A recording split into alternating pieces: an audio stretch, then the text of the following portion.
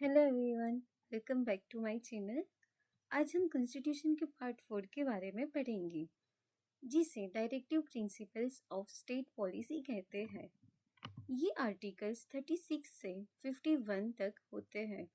इनका main M होता है स्टेट को गाइड करना, ताकि इंडिया एक वेलफेयर स्टेट बन सके।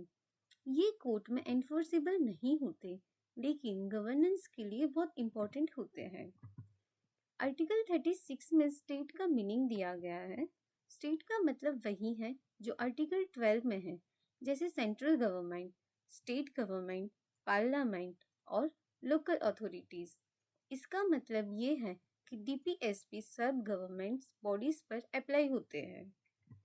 आर्टिकल 37 बताता है कि डीपीएसपी कोर्ट में एनफोर्स नहीं किए जा सकते, लेकिन कॉन्स्टिट्यूशन बोलता है कि ये गवर्नेंस के लिए फंडामेंटल है। चंपकम दोराई राजन केस में सुप्रीम कोर्ट ने बोला कि अगर फंडामेंटल राइट्स और डीपीएसपी में कॉन्फ्लिक्ट हो तो फंडामेंटल राइट्स को प्रायोरिटी मिलेगी। आर्टिकल 38 स्टेट को बोलता है कि वो सोशल, इकोनॉमिक और पॉलिटिकल जस्टिस पर बेस्ड सोशल ऑर्डर बनाए।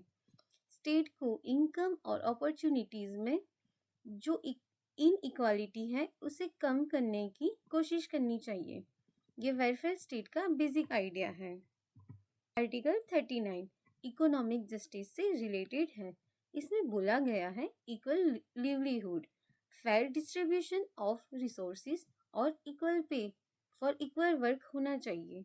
रणधीर सिंह केस में सुप्रीम कोर्ट ने equal pay for equal work को कॉन्स्टिट्यूशनल प्रिंसिपल माना।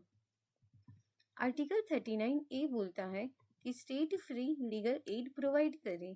इसका एम है कि कोई भी पर्सन सिर्फ पॉवर्टी की वजह से जस्टिस से दूर ना रहे। इसी के बेस पर लीगल एड सिस्टम डेवलप हुआ।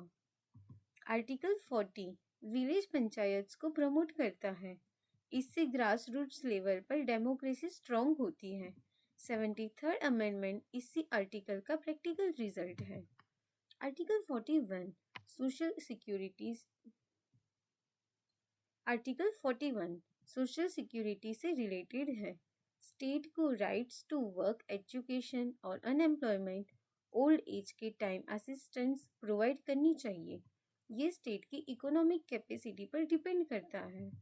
आर्टिकल 42 वर्कर्स के लिए ह्यूमन वर्किंग कंडीशंस और वुमेन्स के लिए मैटरनिटी रिलीफ की बात करता है। इसी के बेस पर लेबर लॉ और मैटरनिटी लॉ बने। आर्टिकल 43 बोलता है कि वर्कर्स को सिर्फ मिनिमम वेज नहीं बल्कि लिविंग वेज मिलनी चाहिए। लिविंग वेज का मतलब होता है डिग्निटी के साथ जीने लायक salary.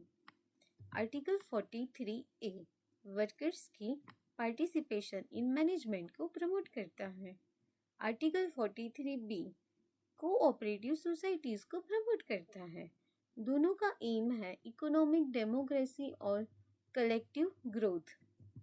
Article 44 uniform civil code की बात करता है, मतलब मैरिज, डिवोर्स और इनहेरिटेंस के लिए कॉमन लॉ। शाहबानो केस में सुप्रीम कोर्ट ने यूसीसी के इम्पोर्टेंस पर जोर दिया। आर्टिकल 45 अर्ली चाइल्डहुड केयर और एजुकेशन के बारे में है। स्टेट को 6 साल से नीचे के बच्चों के लिए प्रॉपर केयर करनी चाहिए। आर्टिकल 46 SC, ST और वीकर सेक्शंस के प्रोटेक्शन के लिए है। स्टेट को उनके एजुकेशनल और इकोनॉमिक इंटरेस्ट प्रमोट करने चाहिए। रिजर्वेशन का बेस यहीं से आता है। आर्टिकल 47 पब्लिक हेल्थ को स्टेट का ड्यूटी बनाता है। न्यूट्रिशन इम्प्रूव करना और हार्मफुल इंटॉक्सिकेंट्स को कंट्रोल करना स्टेट की रिस्पॉन्सिबिलिटी है। आर्टिकल 48 एग्रीकल्चर को साइंटिफिक बनाने और कैटल प्रोटेक्शन की बात करता है। ये गांधीनियन प्रिंसिपल्स के रिफ्लेक्ट करता है।